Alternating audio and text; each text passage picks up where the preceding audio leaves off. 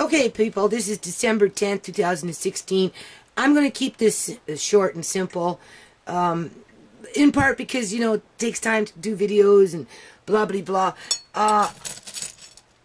Here's some blackberries from a few years ago. Here's some black walnuts that I started cracking a couple of weeks ago. The thing about cracking black walnuts is you kind of want to crack them. You don't want them to dry out too much, I don't think, because I didn't get very much from the amount of nuts that I cracked. But anyway, I'm going to crack some more later, so we'll talk about those later. That's about 2 cups.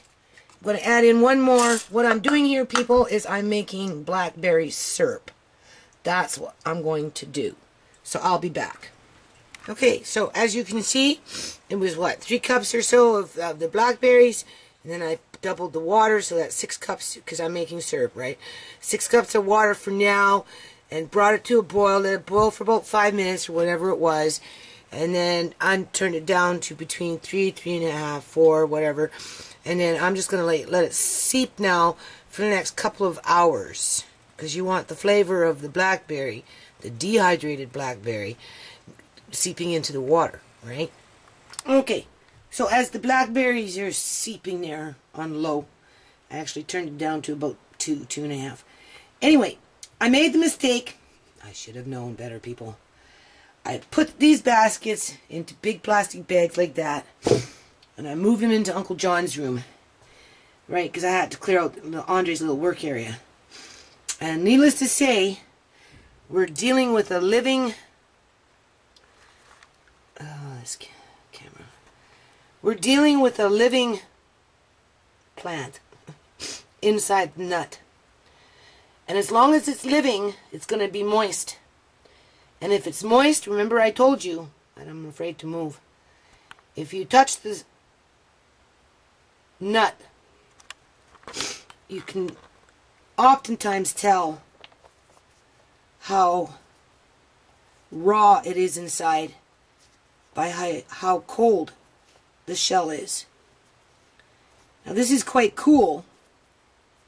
So what I discovered is as I'm doing these, I should have been cracking them open 2 to 3 weeks after the drying process in order to get the full amount of meat and to prevent them from drying out. And I should never have put them in a bag. I should have known better, because that's what I did the first time I did walnuts. I left them in a metal container, a strainer, and in the inside they started to mold, right? Because, like in the inside of the, like in here, right? Not the inside of the shell, unless of course the mold gets into the shell, but these things are pretty hardy. And those ones were old English walnuts. But anyway, besides the point. So I caught them in time.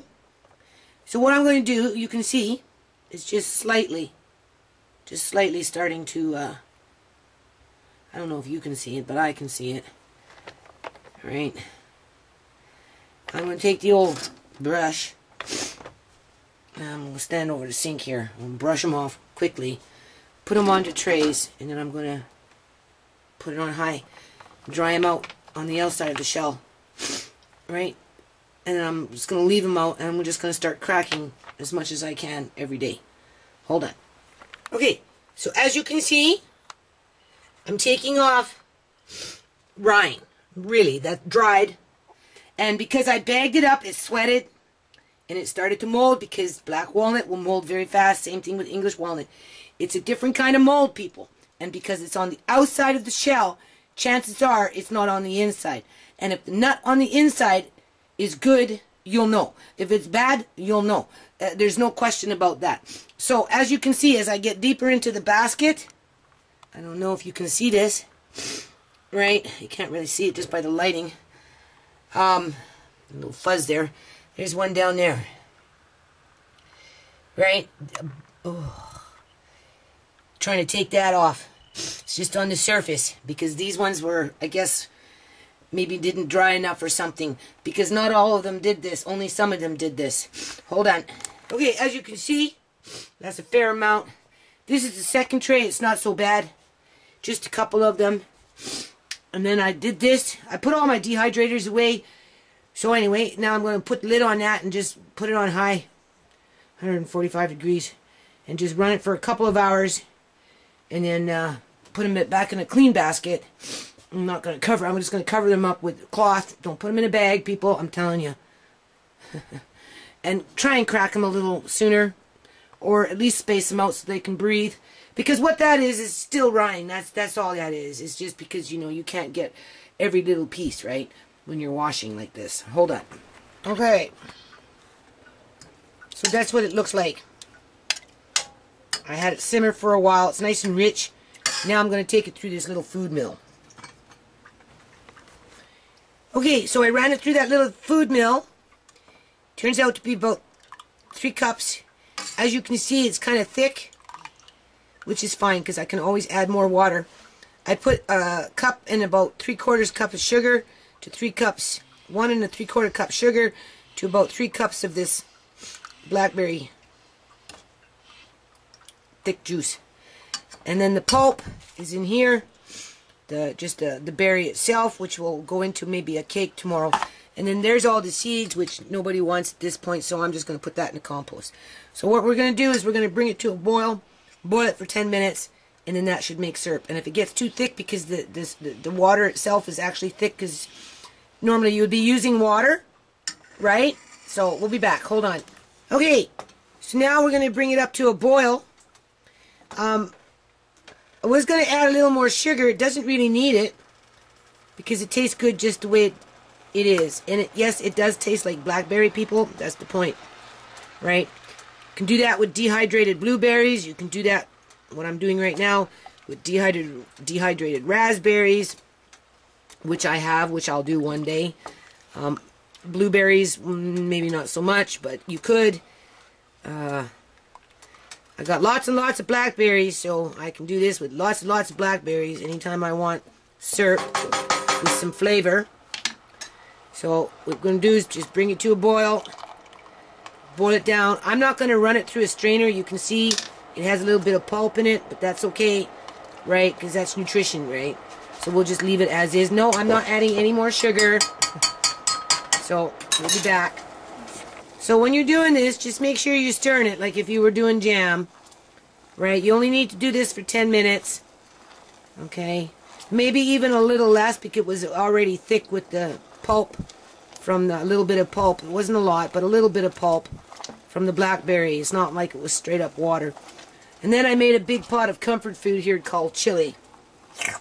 So Uncle Marcane's making some tea biscuits, so we're just waiting for that. Yep. Yeah, so anyway, this is our blackberry syrup. Yep. Because I like blackberry syrup. Yeah, well, blackberry syrup's my favorite. Good. It will be good for pancakes, crepes. Cake. No, we're going to take the pulp that you just put in the fridge for the cake for tomorrow. We'll do that tomorrow. You can use it for waffles. Andre said, can we put this on donuts? And I said, well, we could if we thickened it up a bit more and made it more like a glaze, which would be nice. But I don't really have time to be making donuts. So we can do that another day. Well, another day, yeah. Nana's got to get these walnuts out of the way. Muffins. Oh yeah, muffins. Okay, so it's cooled down now. And you can see it's thick. It's nice. So I'm just going to put it in this jar. Okay, so as you can see, right, what I'm doing, there goes the screen, people. You can see, but I can't see. This just wastes time. That's all it does. I don't even know if it's working. There we go. Kind of working, kind of not. It's like a teeter-totter. I take this little screwdriver. I'm not even using this vise. It's a very nice vise. But I want my shells like this. So I find the seam. You can see it's right there. I hold the screwdriver as best as I can. I hit it and I try and get it to crack open. right down the middle. And then I use this as a skewer to pick out the meat, right, which is sweet.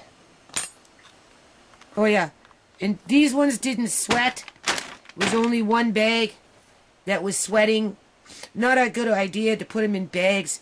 I think the other one was sweating because they were still kind of damp. They were probably at the tail end and I didn't leave them out long enough. But again, you kind of want to get on these things as fast as you can after a couple of weeks of drying. Because, you know, there's not a lot of meat in these. So far I haven't got too much wastage.